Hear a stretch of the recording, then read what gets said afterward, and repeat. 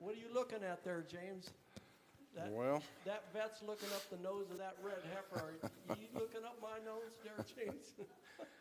I had Sonia pick up a magnifying glass for me last night. And she said, "What did you need this for?" And I was sitting over taking a picture. She said, "You got to be kidding me." I said, "No." Anyway, I think they got confused and they thought Jack was preaching today, and that's why nobody's here. Anyway, it's good to break the ice. Jack, he's used to getting up here, and I'm not.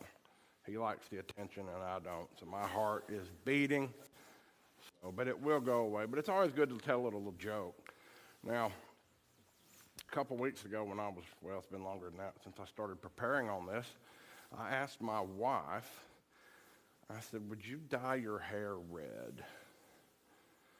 And she said, "Well, maybe." And I said, "Bright red." She said, "I'll think about it." I said, "Okay." So late last night we was talking, and she was going to come today. And I said, "You didn't dye your hair red?" And she said, "No." She said, "What do you need me to dye my hair red for?" I said, "Well, my sermon title today is The Red Heifer." And boy, she looked at me, and I said, "Now, what would you have said if you'd have been sitting there and that come on the screen?" She said, "I'd have killed you." So anyway, this can be a sophisticated, complex thing that we're going to look at today, especially for me.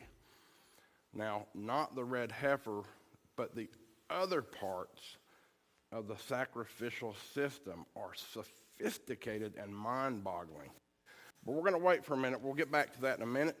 I want to go to our breaking news like normal. I had to take some stuff out today because unfortunately, Jack, I've got to go somewhere.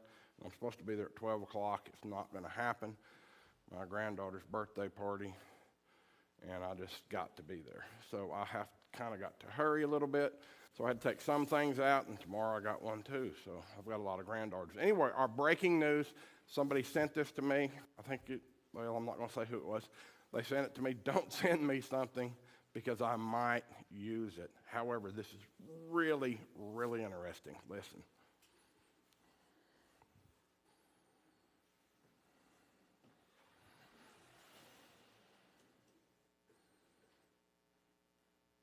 New York City has just erected a golden demon statue on top of a courthouse near Madison Square Park. And when I say a golden demon statue, I'm not being hyperbolic or funny. It is a gold statue of a demon woman with horns on her head and weird tentacle things for arms, dedicated to Ruth Bader Ginsburg and specifically to Ginsburg's support for abortion.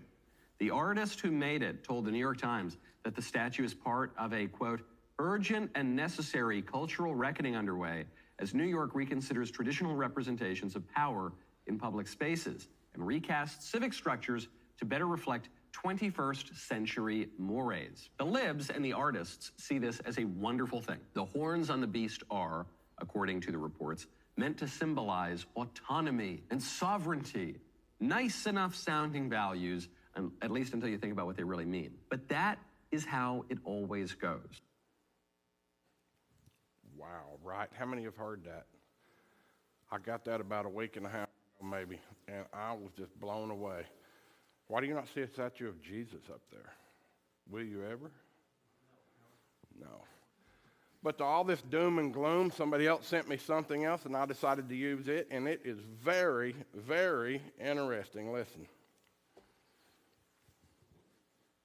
Maybe.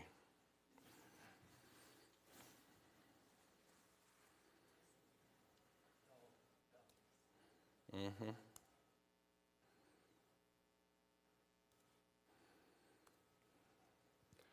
I don't know why we do not have sound. I'm apologized. Let's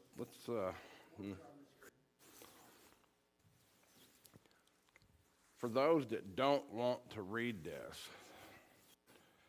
this guy is talking about the Seventh-day Adventist and how they are getting, or they are the most happiest people on the planet.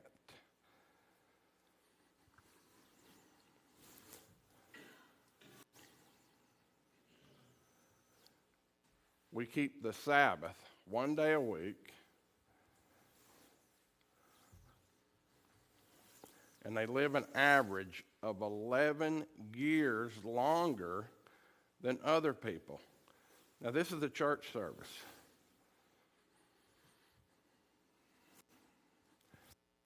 He's going to do some math, and I'm going to do some math with him.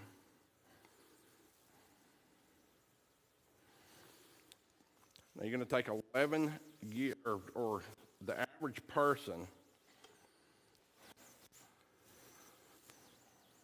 the average lifespan is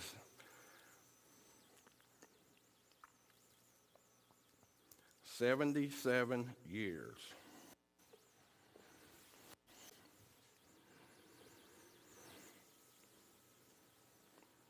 We're going to times that by 365 days a year. It gives us 2,105.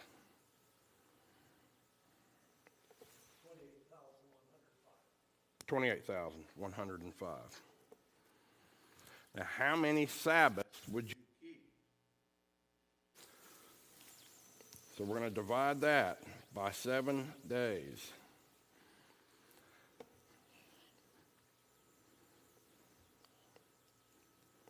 That's going to give you 4,015 Sabbaths that you would keep. He says, now that is really interesting.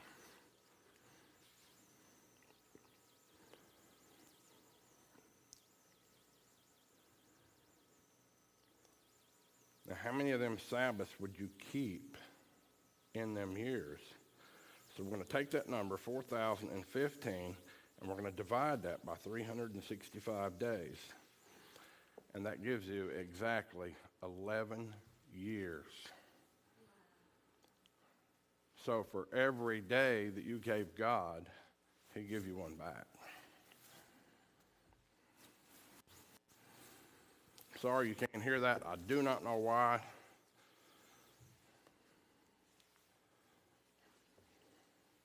But they observed 11 years or more over their lifespan. And he says that is amazing and mind-blowing. So,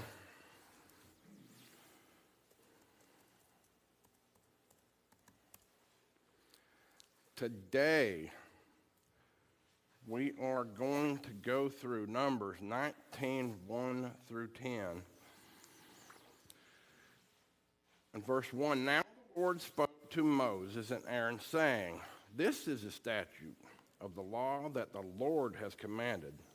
Tell the people of Israel to bring you a red heifer without defect, in which there is no blemish, and on which a yoke has never come, and you shall give it to Eleazar the priest. It's cutting out. Let me just shut it off so we don't have both of them. And you shall give it to Eleazar the priest, and it shall be taken outside the camp and slaughtered before him. And Eleazar the priest shall take some of its blood in his fingers and sprinkle some of its blood toward the front of the tent of meeting 7 times. And the heifer shall be burned in his sight. Its skin, its flesh, and its blood with its dung shall be burned. And a priest shall take cedar wood and hyssop and scarlet yarn and throw them into the fire, burning the heifer. Then the priest shall wash his clothes and bathe his body in water, and afterward he may come into the camp, but the priest shall be unclean until evening. The one who burns the heifer shall wash his clothes in water and bathe his body in water, and shall be unclean until evening. And a man who is clean shall gather up the ashes of the heifer and deposit them outside the camp in a clean place, and they shall be kept for the water of impurity for the congregation of the people of Israel. It is a sin offering. And the one who gathers the ashes of the heifer shall wash his clothes and be unclean until evening. And this shall be a perpetual statute for the people of Israel and for the stranger who sojourns among them. So, sounds a little complicated, very complicated.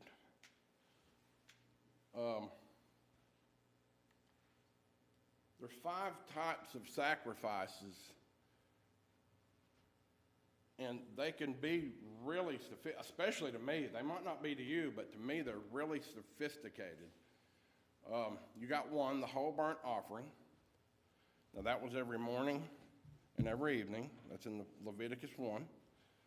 And then you've got a sin purification, an offering, or a status.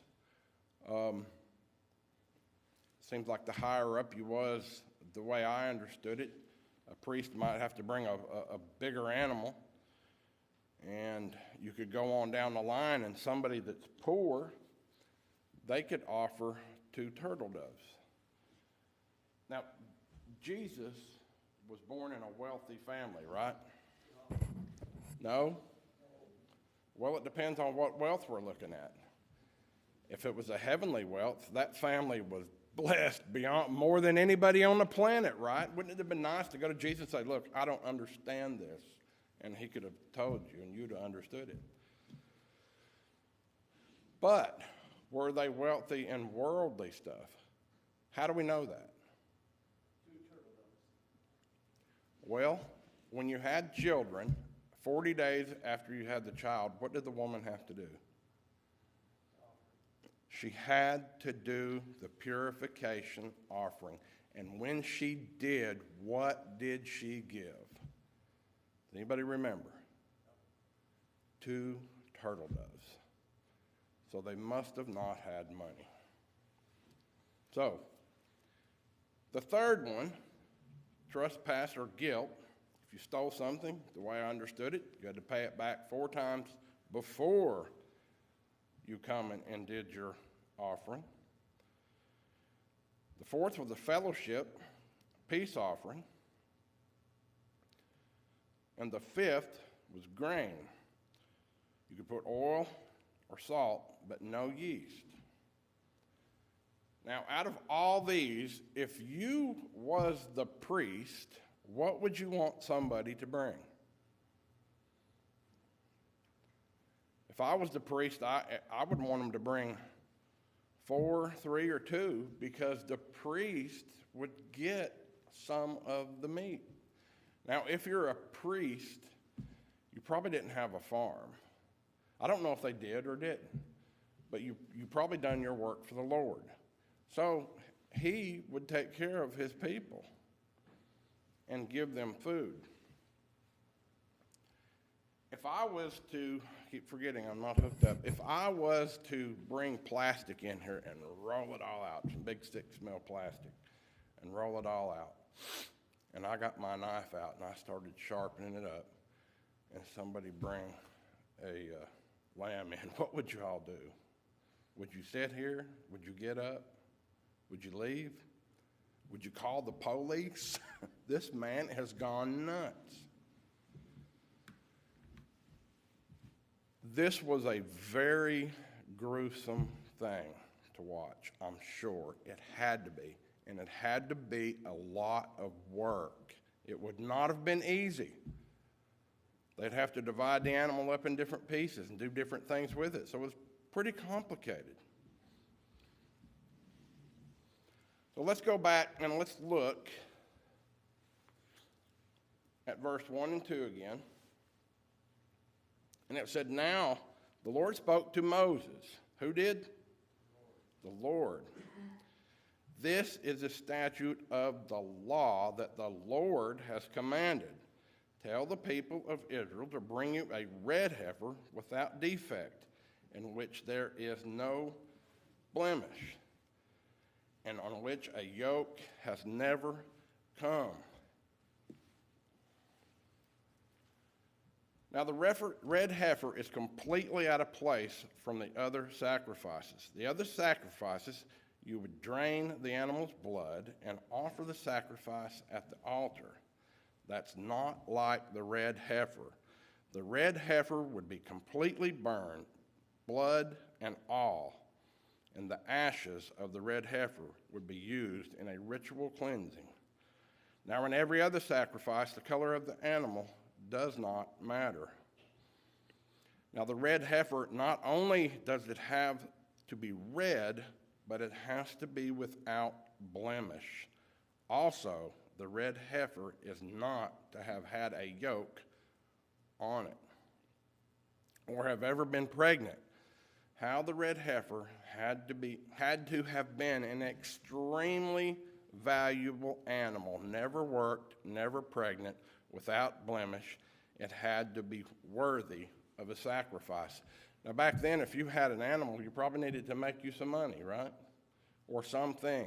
So this had to be an extremely, extremely valuable animal.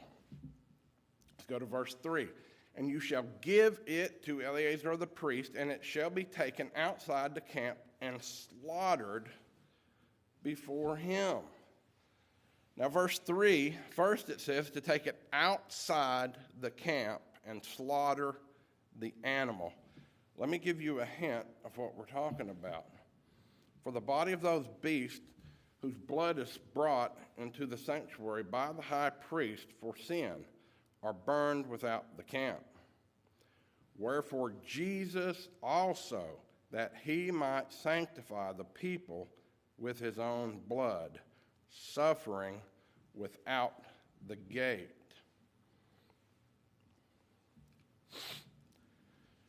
This is not like a sacrifice. This is a slaughtering.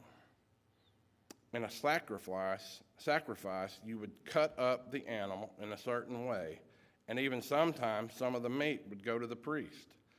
Even the blood of the animal played a part in the sacrifice system. And it says it will be slaughtered in front of him, and most of the blood stays with the animal. Now, the other sacrifices, you would drain the blood from the animal, and it would be poured out at the base of the altar, but not in this one. A little bit of the blood would be sprinkled towards the tabernacle, and it's not at the altar. It's outside, away from the altar. This is a sacrifice, but a unique sacrifice. This sacrifice demanded an animal of a specific color and a female. This animal was slaughtered more than sacrifice. This offering is burned whole, not cut into pieces.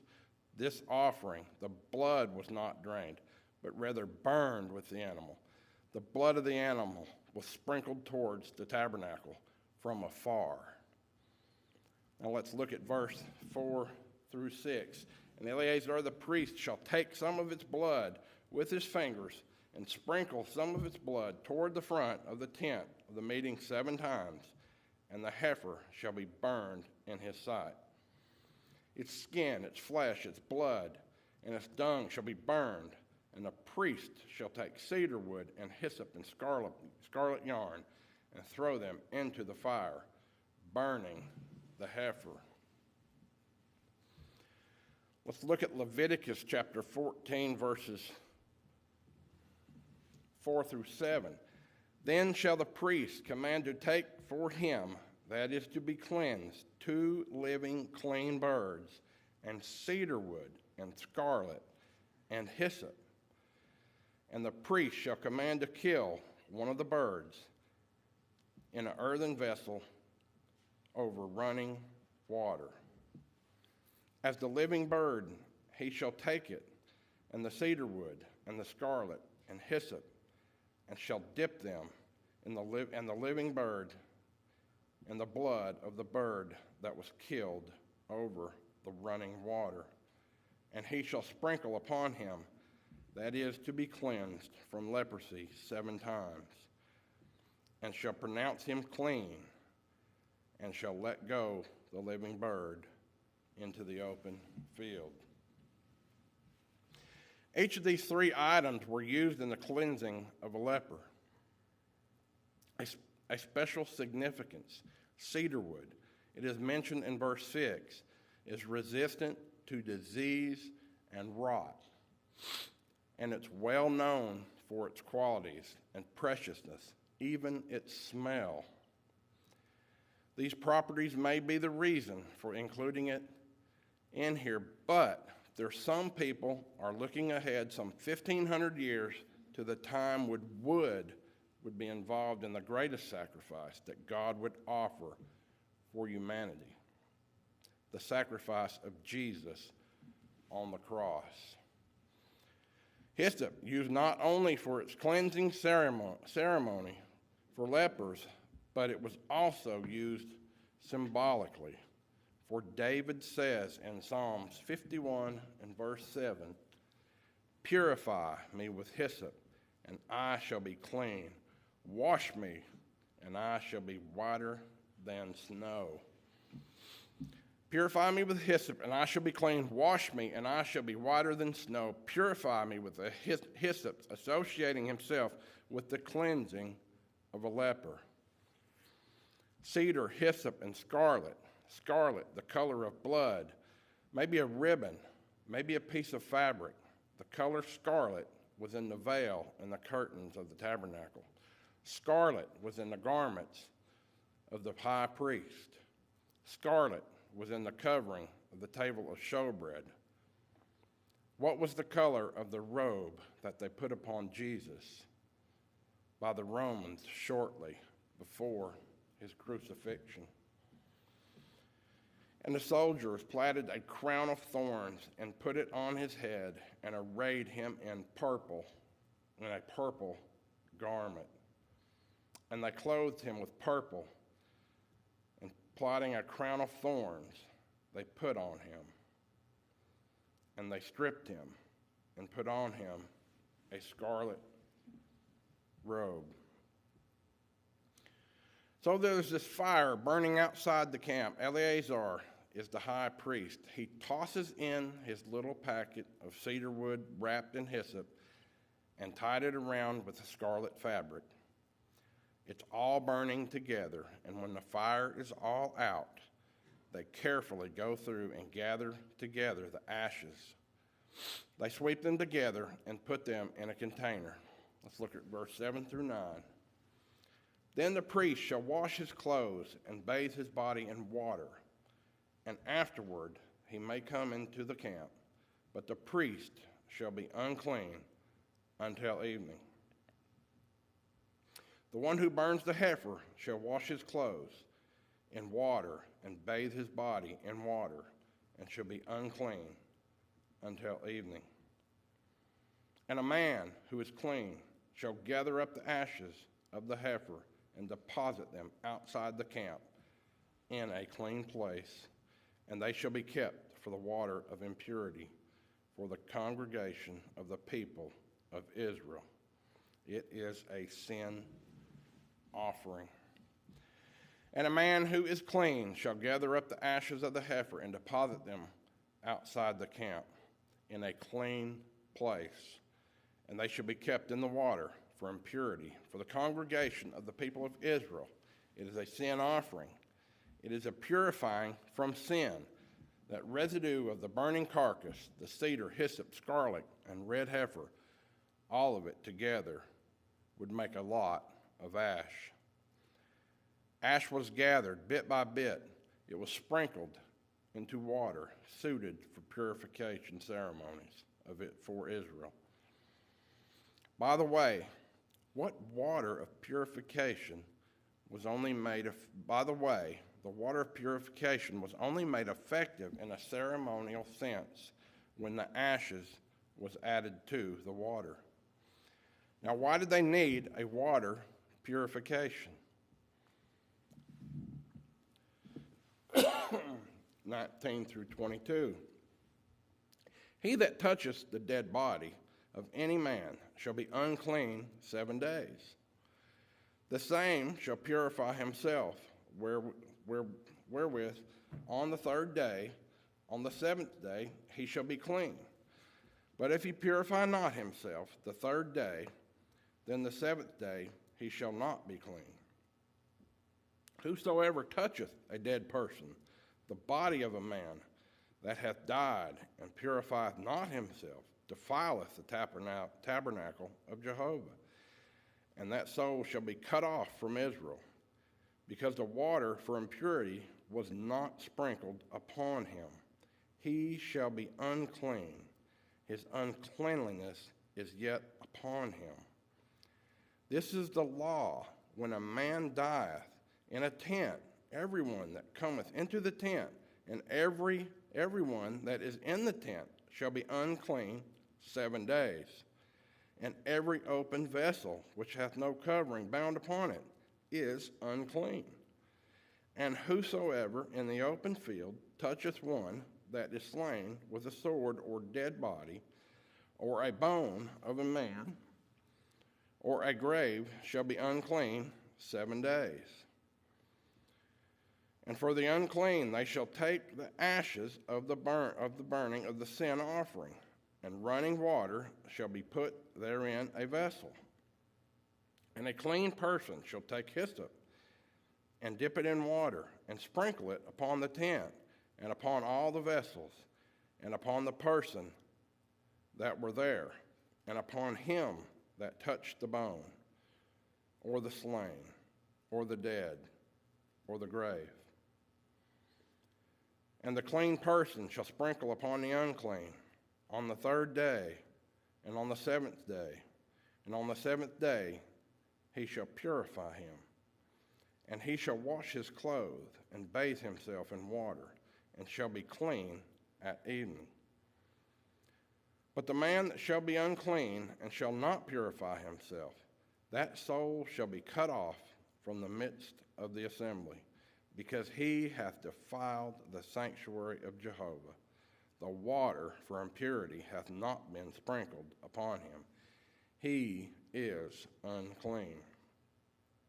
And it shall be a perpetual statute unto them, and that he sprinkled the water for impurity shall wash his clothes, and he that toucheth the water of impurity shall be unclean until evening. And whosoever the unclean person toucheth shall be unclean, and the soul that toucheth it shall be unclean until evening.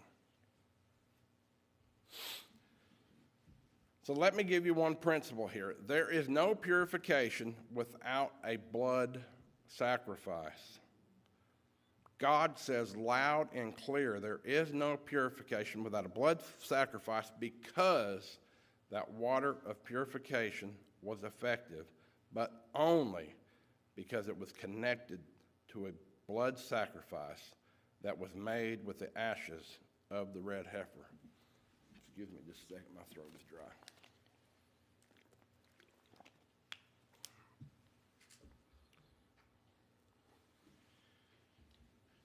The red heifer and the water purification that come from it are powerful pictures, pointing towards the perfect work of Jesus Christ. Listen, you can cleanse yourself by washing the dirt off, but you cannot cleanse yourself of the sin. Without the blood of Christ, you might have good intentions with your sorry feelings, but without looking to the cross, you cannot cleanse yourself without the blood of Jesus. You cannot cleanse yourself. You must receive a cleansing, and someone else must pay the price. Under the system of the animal sacrifice, under the old covenant, that animal paid the price. All of this was set by God to establish and provide for mankind a perfect sacrifice in Jesus Christ, an ultimate sacrifice that could be won forever and didn't have to continually be made. Friends, like the red heifer, Jesus was red. Jesus on the cross, you can imagine his body, scarlet, with his own blood. Christ covered with his own blood points to the red heifer. Jesus was pure and without spot, like the red heifer. Jesus was never under the yoke of sin, like the red heifer. Jesus was sacrificed outside the camp, outside the city walls of Jerusalem, like the red heifer. For the sacrifice of Jesus was unique, like the red heifer. Jesus was completely offered, and like the red heifer, for the sacrifice of Jesus is effective for all who claim it, including the stranger. It's effective for Jews and Gentiles. It's for the whole world. Friends, look to Jesus, and you can be cleansed from your sins. There you must receive Jesus Christ. Do you choose Jesus Christ? And I use the word choose because that points from here forward, not chosen backwards, because you can't choose Jesus 10 years ago and live your life like nothing has changed. We must choose Jesus today. There's not been a red heifer for over 2,000 years. There's been 9 red heifers sacrificed in the Bible. This is a 2-part series, and this is part of the What Time Is It? Now, there's something significant about number 10. Number 10 is not in the Bible. But there's people that look at number 10 still, and they want this sacrifice. There is now 6 red heifers, but that is for the next sermon.